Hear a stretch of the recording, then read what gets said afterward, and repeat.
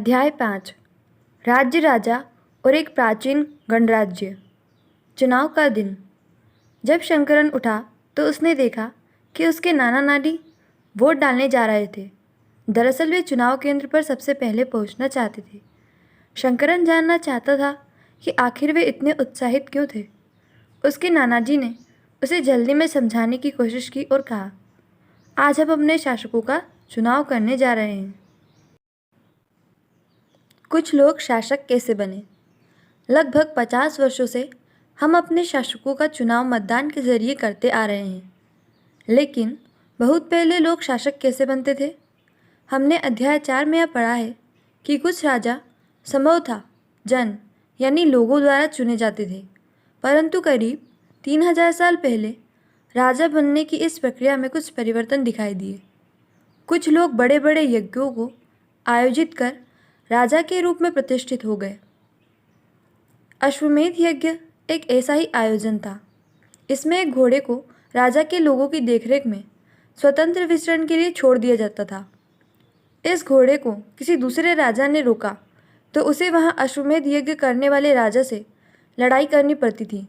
अगर उन्होंने घोड़े को जाने दिया तो इसका मतलब यह होता था कि अश्वमेध यज्ञ करने वाला राजा उनसे ज़्यादा शक्तिशाली था। इसके बाद उन राजाओं को यज्ञ में आमंत्रित किया जाता था। यह यज्ञ विशिष्ट पुरोहित द्वारा संपन्न किया जाता था। इसके लिए उन्हें उपहारों से सम्मानित किया जाता था। अश्वमेध यज्ञ करने वाला राजा बहुत शक्तिशाली माना जाता था। यज्ञ में आमंत्रित सभी राजा उसके लिए उपहार लाते थे। इन सभी आयोजनों में राजा का मुख्य स्थान होता था। उसे राज सिंहासन या बाघ की खाल के एक विशेष आसन पर बिठाया जाता था। युद्ध क्षेत्र में राजा का सारथी ही उसका सहचर होता था। यज्ञ के अवसर पर वह राजा की विजयों तथा अन्य गुणों का गान करता था।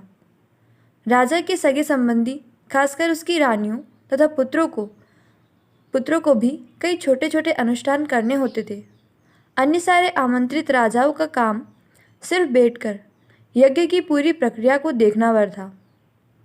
राजा के ऊपर पुरोहित पवित्र जल के छिड़काव के साथ साथ अन्य कई अनुष्ठान करता था।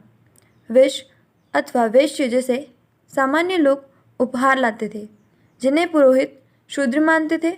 उन्हें कई अनुष्ठानों में शामिल नहीं किया जाता था। इस यज्ञ में उपस्थित होने वालों की एक सूची बनाओ। पेशे के आधार पर वह कौन कौन से वर्ग शामिल थे। वर्ण। इस समय उत्तर भारत में खासकर गंगा यमुना क्षेत्र में कई ग्रंथ रचे गए। ऋग्वेद के बाद रचे होने के कारण ये उत्तरवेदिक ग्रंथ कहे जाते हैं। इनके अंतर्गत सामवेद, यजुर्वेद, अथर्ववेद तथा अन्य ग्रंथ शामिल है। पुरोहितों द्वारा रचित इन ग्रंथों में विभिन्न प्रकार के अनुष्ठान और उनके संपादन की विधियाँ बताई गई हैं। इसमें सामाजिक नियमों के बारे में भी बताया गया है। उस समय समाज में कई समूह थे, जिनमें पुरोहित, योद्धा, कृषक, पशुपालक, व्यापारी, शिल्पकार, श्रमिक, मछली पकड़ने वाले तथा जंगल में रहने वाले लोग शामिल थे। जहाँ कुछ पुरोहित तथा योद्धा वैभवशाली थे, वहीं कुछ कृषक और व्यापारी भी धनवान थे। दूसरी ओर पशुपालक, शिल्पकार, श्रमिक, मछली पकड़ने वाले, शिकारी तथा भोजन संग्राहक निर्धन थे। पुरोहितों ने लोगों को 4 वर्गों में विभाजित किया, जिन्हें वर्ण कहते हैं। उनके अनुसार प्रत्येक वर्ण के अलग अलग कार्य निर्धारित थे। पहला वर्ण ब्राह्मणों का था। उनका काम वेदों का अध्ययन, अध्यापन और यज्ञ करना था, जिनके लिए उन्हें उपहार मिलता था। दूसरा स्थान शासकों का था, जिन्हें क्षत्रिय कहा जाता था। उनका काम युद्ध करना और लोगों की रक्षा करना था। तीसरे स्थान पर वैश्य थे। इनमें कृषक, पशुपालक और व्यापारी आते थे। क्षत्रिय और वैश्य दोनों को ही यज्ञ करने का अधिकार प्राप्त था। वर्णों में अंतिम स्थान शूद्रों का था। इनका काम अन्य तीनों वर्णों की सेवा करना था। इन्हें कोई अनुष्ठान करने का अधिकार नहीं था। प्रायः औरतों को भी शूद्रों के समान माना गया। महिलाओं तथा शूद्रों को वेदों के अध्ययन का अधिकार नहीं था। पुरोहितों के अनुसार सभी वर्णों का निर्धारण जन्म के आधार पर होता था। उदाहरण के तौर पर ब्राह्मण माता पिता की संतान ब्राह्मण ही होती थी। बाद में कुछ लोगों को अछूत माना गया। अछूत वर्गों में कुछ शिल्पकार, शिकारी तथा भोजन संग्राहक शामिल थे। साथ ही इनमें वे लोग भी आते थे जो शवों को दफनाने या जलाने का काम करते थे। इन लोगों से संपर्क अपवित्र माना जाता था। कई लोगों ने ब्राह्मणों द्वारा बनाई हुई इस वर्ण व्यवस्था को स्वीकार नहीं किया। कुछ राजा स्वयं को पुरोहितों से श्रेष्ठ मानते थे। कुछ लोग जन्म के आधार पर वर्ण निर्धारण सही नहीं मानते थे। इसके अतिरिक्त कुछ लोग व्यवसाय के आधार पर लोगों के बीच भेदभाव उचित नहीं समझते थे, जबकि कुछ लोग चाहते थे कि अनुष्ठान संपन्न करने का अधिकार सबका हो। कई लोगों ने छुआछूत की आलोचना की। इस उपमहाद्वीप के पूर्वोत्तर क्षेत्र जैसे कई इलाकों में सामाजिक आर्थिक असमानता बहुत कम थी। यहाँ पुरोहितों का प्रभाव भी बहुत सीमित था। लोगों ने वर्ण व्यवस्था का विरोध क्यों किया? जनपद। महायज्ञों को करने वाले राजा अब जन के राजा न होकर जनपदों के राजा माने जाने लगे। जनपद का शाब्दिक अर्थ जन के बसने की जगह होता है। कुछ महत्वपूर्ण जनपद मानचित्र 4 में दिखाए गए हैं। पुरातात्विदों ने इन जनपदों की कई बस्तियों की खुदाई की है। दिल्ली में पुराना किला, उत्तर प्रदेश में मेरठ के पास हस्तिनापुर और एटा के पास अंतरजी खेड़ा इसमें प्रमुख है।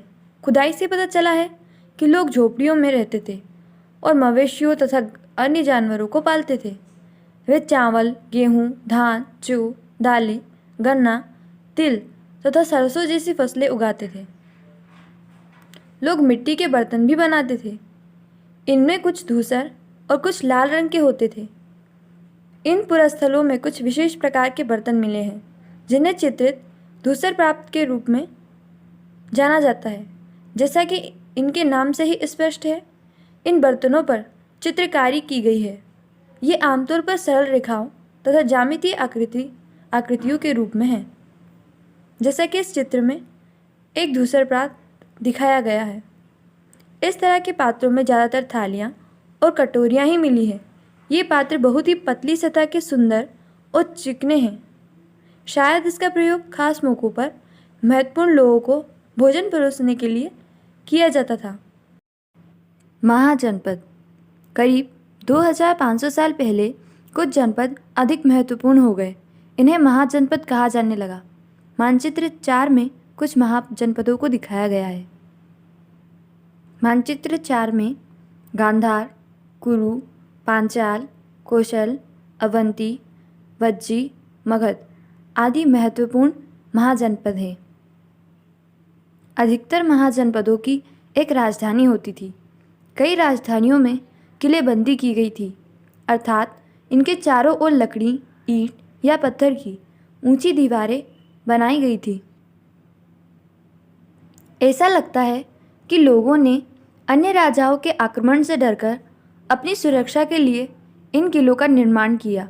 कुछ राजा अपनी राजधानी के चारों ओर विशाल, ऊंची और प्रभावशाली दीवार खड़ी कर अपनी समृद्धि और शक्ति का प्रदर्शन भी करते थे। इस तरह से किले के अंदर रहने वाले लोगों और उस क्षेत्र पर नियंत्रण रखना भी सरल हो जाता होगा। इस तरह की विशाल दीवार बनाने के लिए व्यापक योजना की आवश्यकता थी और लाखों की संख्या में ईंटों तथा पत्थरों का इंतजाम करना पड़ता था। हजारों स्त्री पुरुषों तथा बच्चों ने इसके लिए अथक परिश्रम किया होगा। इसके लिए संसाधनों की आवश्यकता पड़ती होगी। अब राजा सेना रखने लगे थे। सिपाहियों को नियमित वेतन देकर पूरे साल रखा जाता था। कुछ भुगतान संभवतः आहत सिक्कों के रूप में होता था। इन सिक्कों के बारे में तुम अध्याय 8 में पढ़ोगे। महाजनपदों के राजा ऋग्वेद में उल्लेखित राजाओं से किस प्रकार भिन्न थे? 2 अंतर बताओ। कौशाम्बी किले की दीवार। यह चित्र आधुनिक उत्तर प्रदेश के इलाहाबाद के पास मिली ईंट की दीवार का अवशेष है। इसके एक भाग का निर्माण संभवतः 2500 साल पहले हुआ था। कर्म। महाजनपदों के राजा विशाल किले बनवाते थे और बड़ी सेना रखते थे, इसलिए उन्हें प्रचुर संसाधनों की आवश्यकता होती थी। इसके लिए उन्हें कर्मचारियों की भी आवश्यकता होती थी। अतः महाजनपदों के राजा लोगों द्वारा समय समय पर लाए गए उपहारों पर निर्भर न रहकर अब नियमित रूप से कर वसूलने लगे। फसलों पर लगाए गए कर सबसे महत्वपूर्ण थे, क्योंकि अधिकांश लोग कृषक ही थे। प्रायः उपज का 1/6 हिस्सा कर के रूप में निर्धारित किया जाता था, जिसे भाग कहा जाता था। कारीगरों के ऊपर भी कर लगाए गए थे, जो प्रायः श्रम के रूप में चुकाए जाते थे। जैसे कि एक बुनकर, लोहार या सुनार को राजा के लिए महीने में एक दिन काम करना पड़ता था। पशुपालकों को जानवरों या उनके उत्पाद के रूप में कर देना पड़ता था। व्यापारियों को सामान खरीदने बेचने पर भी कर देना पड़ता था। आखेटकों तथा संग्राहकों को जंगल से प्राप्त वस्तुएं देनी होती थी। आखेटक तथा खाद्य संग्राहक राजाओं को क्या देते होंगे? कृषि में परिवर्तन। इस युग में कृषि के क्षेत्र में 2 बड़े परिवर्तन आए। हल के फाल अब लोहे के बनने लगे। अब कठोर जमीन को लकड़ी के फाल की तुलना में लोहे के फाल से आसानी से जोता जा सकता था। इससे फसलों की उपज बढ़ गई। दूसरे, लोगों ने धान के पौधों का रोपण शुरू किया, अर्थात खेतों में बीज छिड़ककर धान उपजाने के बजाय धान की पौध तैयार कर उनका रोपण शुरू किया। अब पहले की तुलना में बहुत ज़्यादा पौधे जीवित रह जाते थे, इसलिए पैदावार भी ज़्यादा होने लगी। इसमें कमर तोड़ परिश्रम लगता था।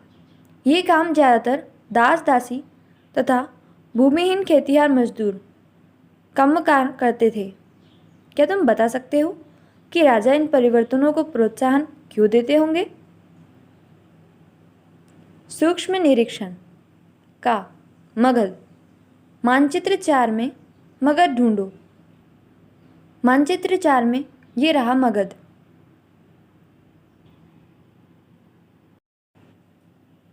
लगभग 200 सालों के भीतर मगध सबसे महत्वपूर्ण जनपद बन गया।